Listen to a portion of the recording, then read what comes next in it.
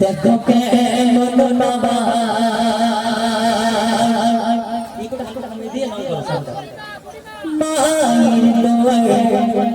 দেখো কেমন বাবা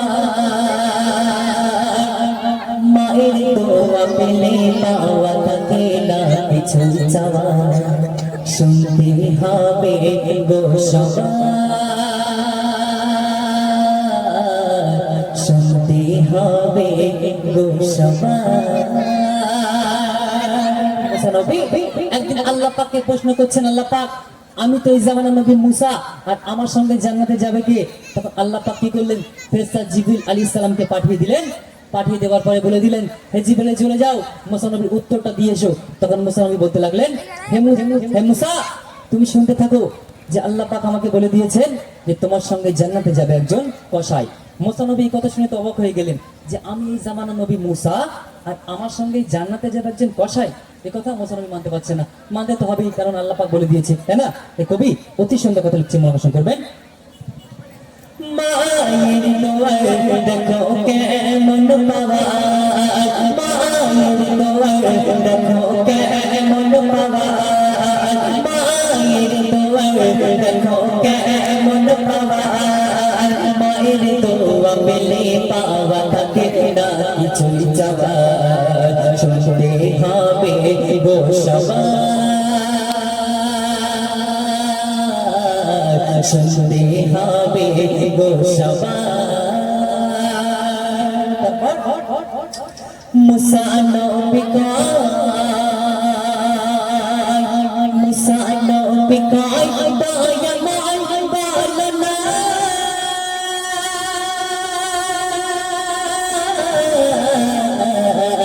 মোর সাথে জান্নাতে কে বলনা মোর সাথে জান্নাতে কে বলনা মুসা নবী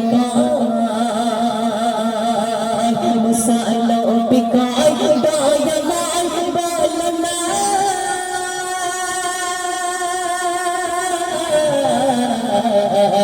মোর সাথে জান্নাতে কে বলনা মোর সাথে জান্নাতে কে বলনা করল খোদা ঘোষণা তবুও মুসা মানে না করল খোদা ঘোষণা তবুও মুসা মানে না তোমার সাথে কসাই হবে জান্নাতে নজরানা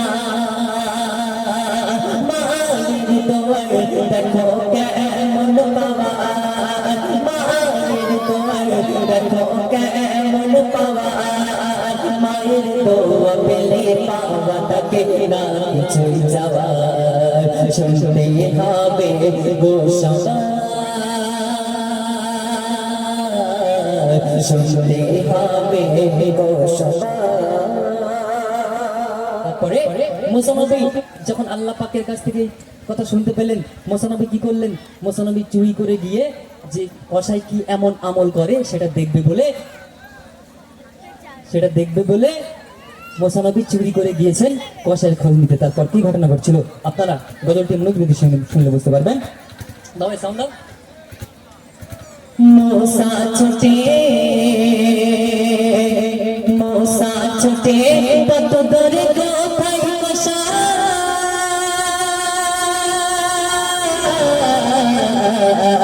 দেখার আশায় মিলে যায় সেই কসাই দেখার আশায় মিলে যায় সেই কসাই মুসা ছুটে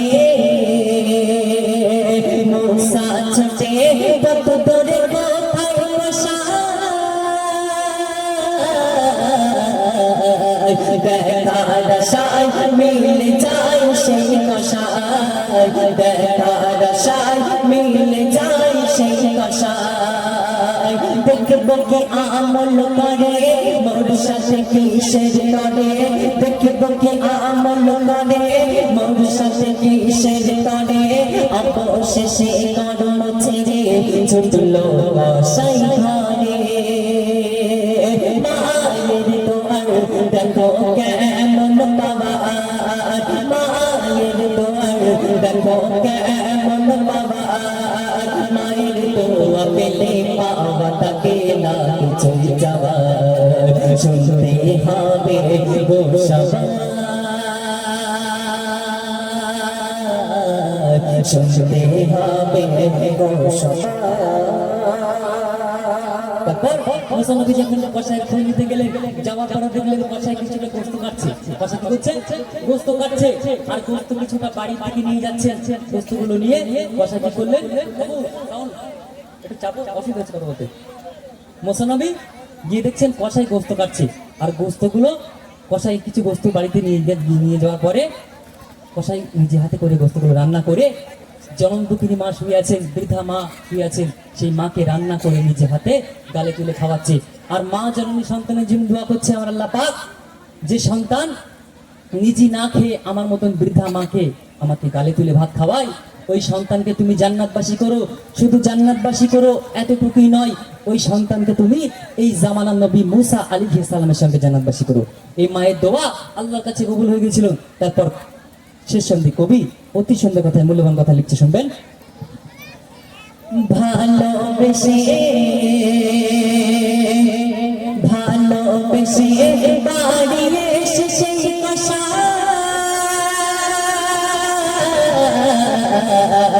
রান্না করে নিচে ঘাটে মাকে খাওয়াই, রান্না করে নিচে ঘাটে মাকে খাওয়াই। ভালোবেসে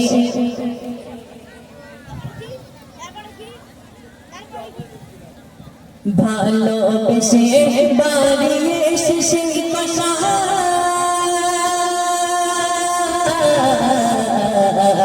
রান্না করে নিজে গাতে মাকে খাওয়াই, রান্না করে নিজে গাতে মাকে খাওয়াই।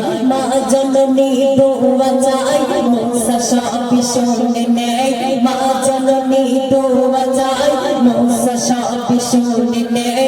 এই জামানার মুসার সাথে তোরে যেন জান্নাত হয়। মায়ের দোয়ার দেখো কেমন পাওয়া, মায়ের দোয়ার দেখো কেমন পাওয়া। মায়ের দোয়া পেলে পাওয়া তাকে না কিছু যাওয়া শুনতে হবে গো সবাই, শুনতে হবে গো সবাই। শুনবেন মায়ের দোয়া, মায়ের দোয়া কষাই হয় জান্নাতি।